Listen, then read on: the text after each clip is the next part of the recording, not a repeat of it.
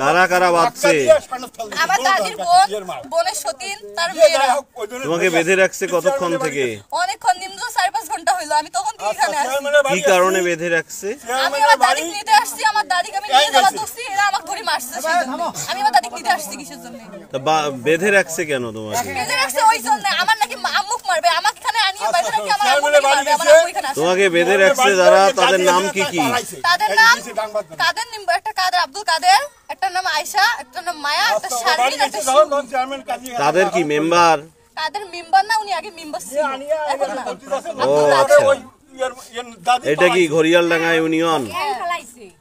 আচ্ছা আচ্ছা, এখন তোমাকে ছেড়ে দিচ্ছে না কেন? আমাকে ছেড়ে দিচ্ছে না, আমার অপরাধ। আমি আমার দাদিকে নিতে আসছি কেন? এরা আমার দাদির সাথে আমার দেখা করতে দিবে না।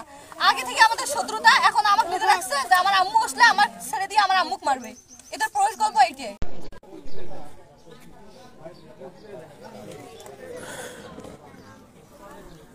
মোহনা, তোমার এখানে বেঁধে রাখা কতক্ষণ থেকে? আমি 9টার সময় আসছি এই জায়গায়। 9টার সময় থেকে এই আমার রোদের মধ্যে এই পর্যন্ত বেঁধে রাখছে। আমার পানি দেওয়া হয়নি পর্যন্ত। আমি কি অপরাধ করছি বলেন তো? আচ্ছা, কে বাঁধলো? আমার দাদি, আমার বড় নাম কি? তার নাম আয়েশা। তারা কেমন দাদি তোমার? আমার নিজের দাদির বোন হয়। তার বোন আবার সতীন, মায়া নাম।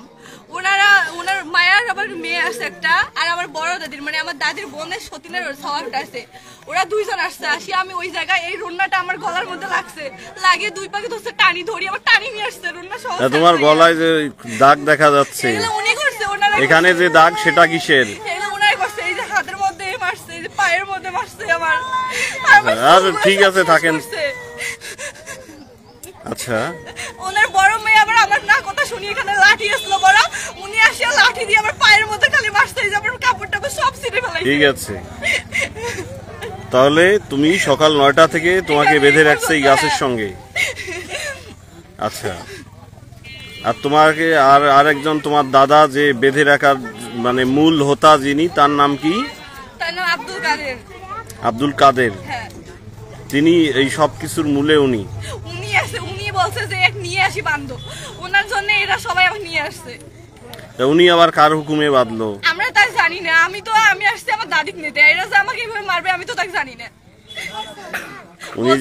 আমি নাকি আমাকে নাকি ধরলে আমার আম্মু আব্বু নাকি ঠিক হবে, আমাকে মারলে আমার আম্মু আব্বু ঠিক হবে, তাই আমাকে এখানে বান্ধিয়ে আমাকে মারছে। এখন আমি আমার আম্মু আব্বু আমাকে বিলে আসলে আমার আম্মু আব্বুকে নাকি মারবে ওরা। আচ্ছা, এখন তুমি কার কার শাস্তি চাও? এখন আমি সবার শাস্তি চাই। নাম বলো, কার কার? একজনের নাম আয়েশা, একজনের নাম শিউলি, শারমিন, আর আব্দুল কাদের, আর একটা মহিলা, ওনার নাম এখন আমি জানি না। কালামের বউয়ের নাম জানি কি, আমি সেটা জানি না। আচ্ছা, আমরা এখন আছি ঘড়িয়ালডাঙ্গা ইউনিয়ন, রাজারহাট কিসামত নাকেন্দা এলাকায়। এখানে মোহনাকে বেঁধে রাখা হয়েছে সকাল 9টা থেকে। স্থানীয় লোকজন এখানে ভিড় করে আছেন, দেখছেন সবাই। এবং মোহনা বলছে তার শরীরে বিভিন্ন ক্ষতচিহ্ন আছে, তাকে মারধর করা হয়েছে, ওড়না পেঁচিয়ে গলায় তাকে শ্বাসরোধ করার চেষ্টা করা হয়েছে। এখন আমরা এসেছি তাও আধা ঘন্টা হবে, পুলিশ কেবলমাত্র এলো, পুলিশ আছে আশেপাশে।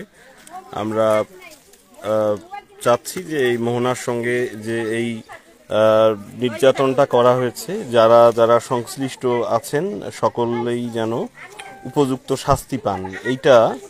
এটা অসভ্য, মধ্যযুগীয় সভ্যতা বিবর্জিত একটা কাজ করেছে একটা বাচ্চা মেয়েকে এভাবে বেঁধে রাখাটা। এটা কোনো ক্রমেই আমাদের মানে কোনো সভ্যতার চিহ্ন বহন করে না আর কি।